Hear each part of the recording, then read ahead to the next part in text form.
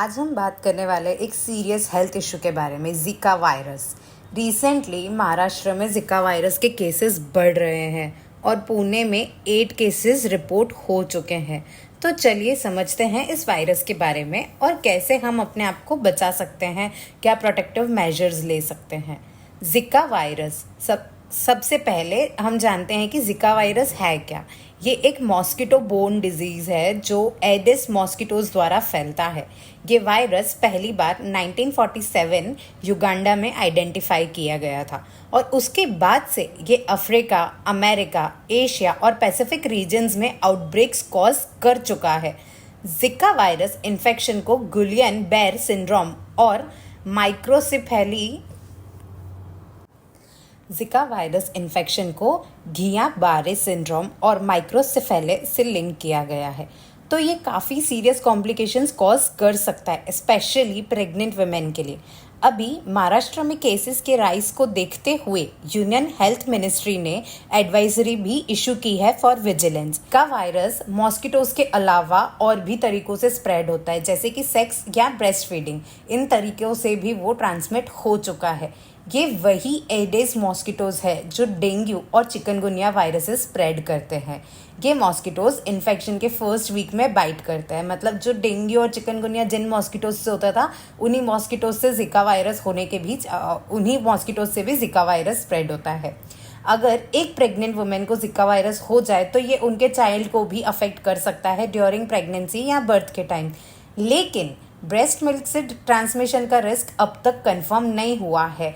ये एक प्रोबेबिलिटी है कि शायद इससे भी हो सकता है, लेकिन अभी तक कोई कंफर्मेशन नहीं है।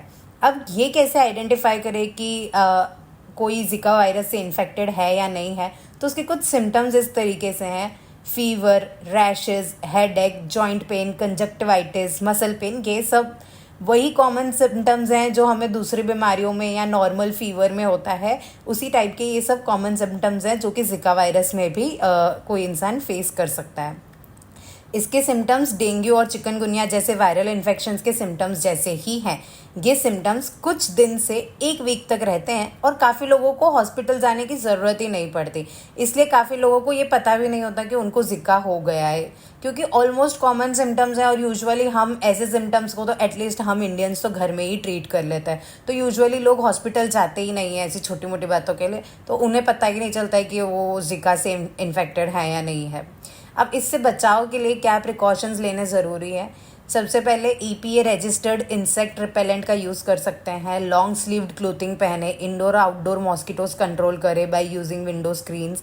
और अगर आप जिका इन्फेक्टेड एरिया से रिटर्न आ रहे हैं तो एटलीस्ट ध्यान रखें कि 3 वीक्स तक आपको कोई मॉस्किटो बाइट ना करे। प्रेग्नेंट वुमेन और उनके पार्टनर्स को तो एक्स्ट्रा प्रिकॉशंस लेना चाहिए।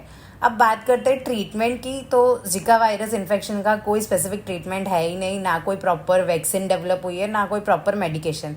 लेकिन इसके जो सिम्टम्स हैं उनको मैनेज किया जा सकता है। आप प्रॉपर रेस्ट लें, हाइड्रेटेड रहे by drinking fluids, over the counter pain relieves जो आते हैं, फीवर रिड्यूसर्स जाते हैं, वो कंज्यूम कर सकते हैं। बट प्लीज़ बी श्योर कि आप सही मेडिसिन ले रहे हैं या प्रिस्क्राइब्ड मेडिसिन ले रहे हैं। प्रेग्नेंट वुमेन को जिका वायरस इन्फेक्शन होने पर तुरंत मेडिकल अटेंशन लेना चाहिए फॉर प्रॉपर टेस्टिंग और केयर। अब तक जिका का कोई अप्रूव्ड वैक्सीन नहीं है, लेकिन रिसर्च चल रही है फॉर इफेक्टिव प्रिवेंटिव मेजर्स। तो दोस्तों, ये थी जिका वायरस की बेसिक इन्फॉर्मेशन जो आप लोगों को पता होनी चाहिए, जैसे किस टाइप का मॉस्किटो होता है, क्या क्या सिम्टम्स होते हैं, क्या सोल्यूशंस हैं, ये सब। So stay safe and healthy.